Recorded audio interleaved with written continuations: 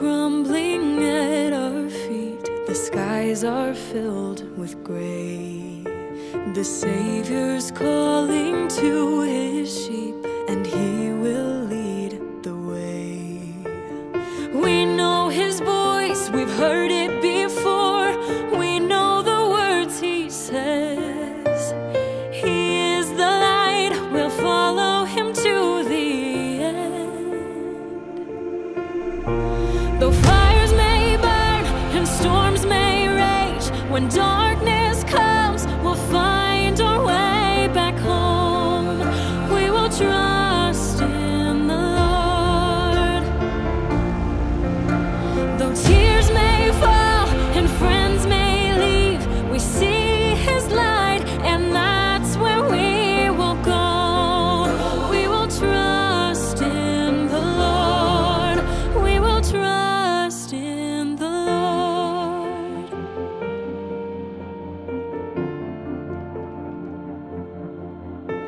We won't be blinded by the rain. The path we're on is clear.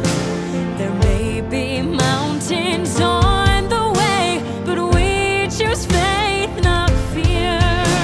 He opens our eyes, fills us with peace, lifts up our weary souls. He is the light, and we'll never be alone. The fires may burn and storms may rage. When darkness comes, we'll find our way back home. We will trust in the Lord. Though tears may fall and friends may leave, we see his light, and that's where we will go. We will trust in the Lord. We will trust in the Lord with all of our hearts. We won't trust in the world, we'll trust in the one who made us all. Though fires may burn and storms may rage, when darkness comes, we'll find our way back home. We will trust in the Lord, the Lord. Though tears may fall and friends may leave, we see his light, and that's where we will go. We will trust in the Lord. We will trust in the Lord. Trust in the Lord.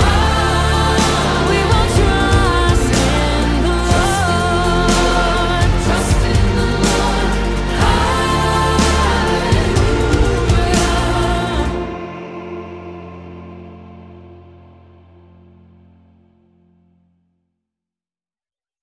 Hello, everyone. Good evening. I hope you all have a pleasant day.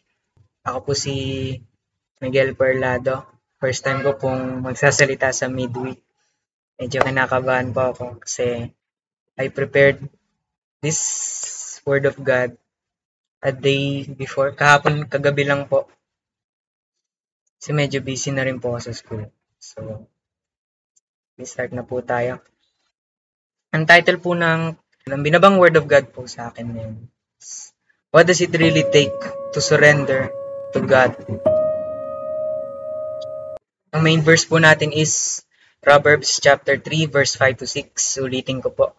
Proverbs chapter 3 verses 5 to 6. May mga Bible po kayo, pwede pong pakibuksan. Basahin ko po. Trust in the Lord with all your heart and lean not on your own understanding. In all your ways acknowledge Him, and He shall direct your paths. Pray po muna tayo.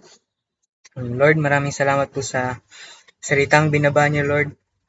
Maraming salamat po sa mga nanonood, Lord. Alam ko pong i-bless niyo po sila. Nagbigay po sila ng oras, Lord, para mag-aral po ng iyong salita. Naway mapagnilay-nilayan po namin na mabuti, Lord. Mahimay-himay po namin ang salita mo, Lord. Magrema po ito sa puso ng bawat isang nakikinig, nanonood. Naway ma-apply po nila sa mga buhay nila ang matututunan nila ngayon, Lord. Naway bless mo po ang bibig ko, Lord, na ang ang mabigkas lang po ng mga labi ko ay tanging para isa-glorify lang po ng iyong pangalan, Lord. In Jesus' name we pray. Amen. Sabi na tayo. So, ang title po is, what does it really take to surrender to God? Ano ba talaga ang kailangan para sumuko kay Lord? Hanggang ngayon, this is a question na nagpe-prevail pa rin sa sarili ko. Pero, araw-araw, ginagawan ko rin po siya ng paraan para ma-answer. Una, ano ba talaga ang pag-surrender? Sabi sa English Dictionary online, nakita ko lang po. Ang meaning ng surrender is to yield to the power, control, or possession of another upon compulsion or demand. Explain ko na lang din detail. Ang pagsuko, ito yung pag-submit or hindi lang pag-submit actually, pag-acknowledge ng power ng mas malakas sa'yo. It's an act of, alam naman nating lahat yung pagsuko. Tagal na natin ginagawa yung pagsuko. Although sa buhay, hindi tayo sumusuko. So, based dun sa main verse, which is yung Proverbs chapter 3 verses 5 to 6, we have 3 main points to cover. No? 3 main points based dun sa main verse natin na maikli lang. Pero may nakuha pa rin tayo 3 main points. No? Number 1, to truly surrender to God, we must, number 1, deny ourselves. Denying ourselves, may kita po yan sa main verse, which is, lean not on your own understanding. Tayong umasa sa sarili nating understanding. The human aspect of free will prevents us from fully surrendering to God. No? Yung pagiging malaya natin, although hindi naman tayo completely fino-forbid ni Lord na maging malaya. In fact, binigyan tayo ni Lord ng free will. Ang gusto mangyari ni Lord, gamitin natin itong free will na to para sa kag-glorify niya. Kag-glorify ng kingdom, kaya-expand. Basically, ang gusto mangyari ni Lord na gawin natin sa free will natin ay para sa Kanya rin. And to not commit sin. Isa yun sa mga dapat na gawin natin sa free will natin. Ang nangyayari, tayo bilang mga sinners, hindi naman palaging nasusunod to. Yung free will natin, naaabuso natin. Ako, aminado ako. Isa yun sa mga naging problema ko noon, kahit nung Christian na ako. Abusado ako sa free will ko. Hindi ko na i-explain in detail kung ano yung mga pinagagagawa ko. Basta, lahat tayong mga Christians na, kahit mga Christians na naranasan na natin to, abusuin yung free will natin. Sabi sa Matthew chapter 16 verse 24, then Jesus told his disciples, if anyone would come after me, let him deny himself and take up his cross and follow me. Again, dito sa verse na to, ina-emphasize ko ulit yung deny himself.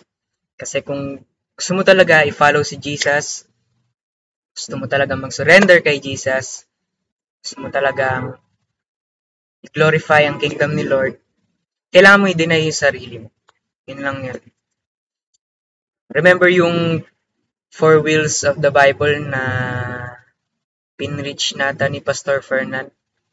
Yung free will, yung permissive will, yung Satan's will, and then yung God's will. Siyempre, as Christians, alam natin kung alin dun sa apat yung pipiliin natin or yung dapat mag-prevail sa buhay natin, which is yung God's will. Example na lang ng pagpili ng God's will sa buhay natin. Example is through our actions. No? Tanungin natin yung sarili natin. Bago tayo gumawa ng bagay, maliit man or malaki, tanungin mo natin sarili natin. Will ba ni Lord to? Or will ko to? Tanungin niyo palagi sarili niyo yun. Isa yun sa mga makatulong sa atin para makapag-desisyon ng mabuti na maayon natin sa tama, sa will ni Lord, yung mga ginagawa natin sa pang-araw-araw. Number 2 main point is Submit to His authority. May kita yan dito sa verse 6 ng main verse natin, which is, in all your ways acknowledge Him, and He shall direct your paths. Okay. Emphasize natin yung word na acknowledge. No? We must acknowledge God's absolute authority over everything. No? Absolute authority meaning lahat ng nakikita nyo ngayon, lahat ng nandito, kay mabuti, kay masama, kay malaki, kay maliit, lahat, kahit mga hindi natin nakikita, lahat yan may authority ni Lord. Lahat yan pagmamayari ni Lord. Lahat yan pasok sa absolute authority ni Lord kahit tayo bilang Christians. Kailangan natin i-acknowledge yun araw-araw. God has absolute authority over everything. Those seen and those we cannot. God has them in the palm of His hands. Again,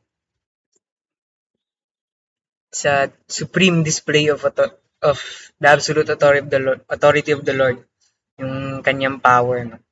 Na lahat ng bagay sa mundo or yung buong mundo na mismo nasa palad lang ni Lord. Ganun kalaki yung authority ni Lord sa atin.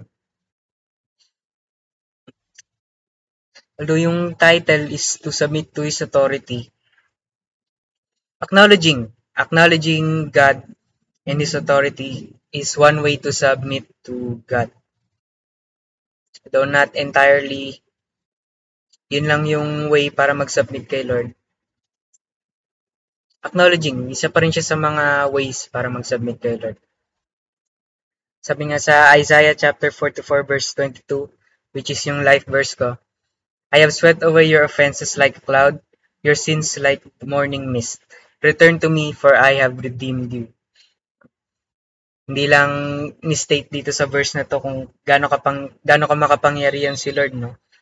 Binibigyang din dito yung authority ni Lord na kahit anong gawin natin, kasalanan, kahit gaano pa kalala, kahit gaano tayo kasama noon, bumalik lang tayo sa Kanya. I-redeem tayo ni Lord. Tingnan niyo yung analogy ni Lord sa mga kasalanan natin dito. Of your offenses like a cloud, your sins like the morning mist. Kumbaga yung mga kasalanan natin para kay Lord, parang ulap lang yan, parang hamog lang yan sa umaga na gaganon-ganonin lang ni Lord. Hawi-hawiin niya lang, mawawala na yan. Bumalik lang tayo sa Kanya, i-redeem niya tayo. Sabi naman sa 1 Peter chapter 5 verse 5, likewise, you who are younger, be subject to the elders. Clothe yourselves, all of you, with humility toward another, for God opposes the proud, but gives grace to the humble. Like I said kanina, hindi lang po pag-acknowledge sa authority ni Lord yung isa sa mga ways para mag-submit to Him. Another way to submit to the Lord is by being humble, humility. Showing humbleness hindi lang kay Lord, pati sa ibang tao. Ephesians chapter 5 verse 21, submitting to one another out of reverence for Christ. Reverence meaning respect. Ayun. Isa pa yun sa mga ways para mag-submit kay Lord, no? So, by now, mga ways natin para mag-submit kay Lord is to acknowledgement, to humility, and lastly, reverence or respect. Hindi lang kay Lord, no? Hindi naman pwedeng si Lord lang ang nire-respect mo, ibang tao, hindi na. Dapat i-respect din natin yung iba as a sign of respect na rin para kay Lord. All those three add up para sa sign ng submission natin kay Lord. And then lastly, number 3, embrace His perfect will. Embrace His perfect will or yung God's will. Nasasad yan dito sa main verse natin, which is yung unang part. Trust in the Lord with all your heart. Yun pa lang. Una pa lang. Dapat nilagay ko sa number 1 to. We must put all our faith in God's promise as an act of fully surrendering oneself to His righteousness. We must put all faith faith into God, not into human, hindi partial, hindi pwedeng 1/3, hindi pwedeng 1/2 kay Lord, 1/2 sa mga tao sa paligid mo, hindi pwedeng ganun. Kailangan buo. Buong faith, buong trust mo na kay Lord dapat. Ito'y act of surrendering na rin. Kasi, pinapaubaya mo na kay Lord. Nagsusurrender ka na kay Lord. What better way to surrender to the Lord than to trust Him? To give all your faith in Him. No? Pagka ito yung ultimate move para mag-surrender talaga. Magtiwala kay Lord ng buo. Sabi nga sa Psalms chapter 118 verse 8, it is better to take refuge in the Lord than to trust in humans. Like I said kanina, ang trust dapat natin kay Lord buo. Buong pagkatao natin, dapat nagtitiwala kay Lord. Hindi pwedeng kalahati, hindi pwedeng 1/3, 1/4. Kahit anong partial, kailangan buo talaga. Kasi tayo, kahit mga Christians na tayo, we tend to split yung tiwala natin, no? Kalahati kay Lord, kalahati sa tao. Kasi, nasasabi ko yan kasi very recently lang nangyari yan sa akin. And in the end, dahil nagtiwala ako sa tao, hindi maganda yung kinalabasan. Sabihin na natin, hindi maganda yung kinalabasan. Mag-apply din dyan yung acknowledging God. Ay, hindi, yung saan yan? Ma-acknowledge, ma-apply din dyan yung God's will na kapag magtitiwala ba ako sa tao na to? Lord, bigyan mo ng wisdom, magtitiwala ba ako sa tao na to? Although yung tiwala na yun, hindi yun full. No? Then, Deuteronomy chapter 31 verse 8. The Lord Himself goes before you and will be with you. He will never leave you nor forsake you. Do not be afraid. Do not be discouraged. Tagal nang sinasabi sa Bible na matagal na rin sinasabi ng mga pastors or sinasabi sa Bible or matagal nang binibigyang emphasis yung pagtiwala kay Lord ng buo. Pero bakit? Sinasabi yun dito sa Deuteronomy chapter 31 verse 8 niya. The Lord Himself goes before you and will be with you. Nasa unahan mo palagi ang Lord. Kumbaga, pinaplano mo pa lang si Lord, tapos niya na yun. Kompleto niya na yung plano niya para sa iyo. Pag ikaw kino-conceptualize mo pa lang, si Lord nasa conclusion na. Tapos niya na. It's up to you na lang kung susunod ka doon or magsistray ka sa path na yun. He will never leave you nor forsake you. Hindi ka niya iiwan.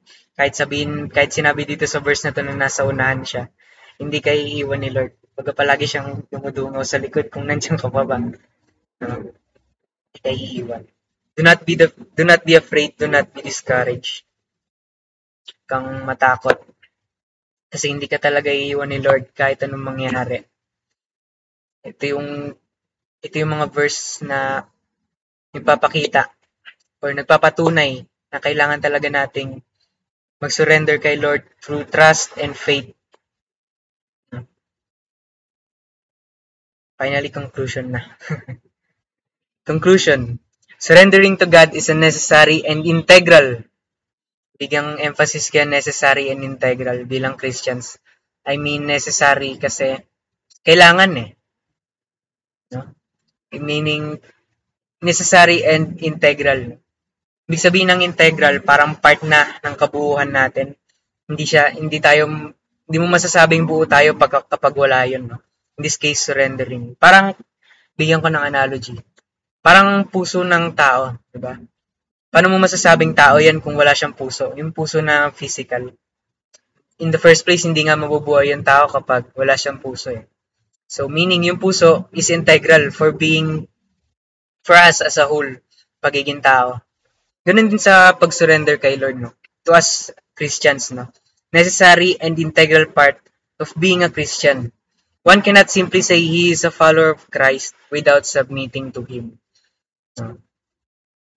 Again, sabihin ko ulit. One cannot simply say he is a follower of Christ without submitting and surrendering to Him. No. Sorry for the term, pero ang gusto ko i-point out dito is napaka-hypocritical nun. Hypocrisy po yun na pinagmamayabang mo sa mundo na follower ako ni Christ. Nagbabasa ako ng Bible, pinipreach ko yung Word of God, pero hindi ako nagsusurrender. Hindi ako nagsasubmit kay Lord. Hindi ako nagsasubmit sa will ni Lord. Hindi ako nagtatrust kay Lord.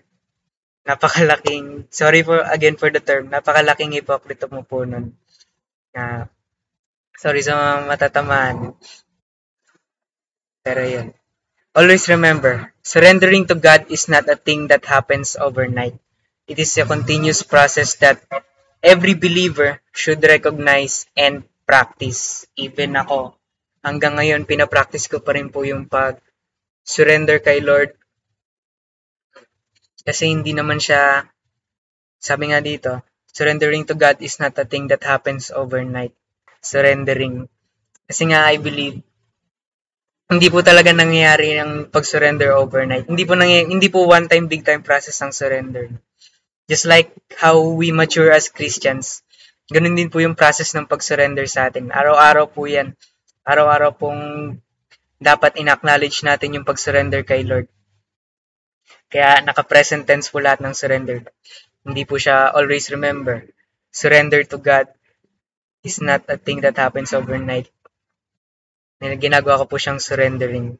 Kasi nga, hanggat nabubuhay tayo, nagsusurrender dapat tayo kay Lord. Integral part yan ng pagiging Christian. Hindi po dapat mawala yan. Kaya every time na nag-church po ako, isa yun sa mga pinag-pray ko na, Lord, I surrender everything. Ikaw na bahala, Lord. I trust you, Lord. I trust your perfect will. I trust God's will. In everything I do, ikaw ang i-glorify ko, Lord. Because I truly surrender myself to you. Yun lang po. So, pag-pray muna natin yung conclusion. And Lord, maraming salamat po sa salitang binaba niyo, Lord. Maraming salamat po dahil na-convey ko ang message niyo, Lord, with ease, with wisdom, Lord, naway makarating po ito sa mga makikinig, Lord, na maintindihan po nila ito ng buo, ma-apply po nila ito, Lord, ang buong puso sa pang-araw-araw nila, Lord, that bigyan emphasis po nila, Lord, although hindi po siya palaging natatakil, Lord, ang pag-surrender sa inyo. Lord, magrema rin po sana sa kanilang mga puso na ang pag-surrender ay hindi one-time process. It is a continuous process, Lord, na araw-araw po namin binabago ang mga sarili namin through surrendering to you, Lord. Naway ma-apply po namin ito, Lord, with grace. Mag-glorify po namin ang pangalan mo, Lord. Nawa ang salitang mababa mo, Lord, ay magrema sa mga puso ng bawat isang nakikinig ngayon. Especially po sa akin, Lord, at sa mga nandito ngayon. Lord, sa iyo ko na po pinauubaya ang lahat. We trust you, Lord. We surrender to you, Lord. We submit to you, Lord. We give everything. We give our praises. We give our worship to you, Lord. In Jesus' name we pray. Amen.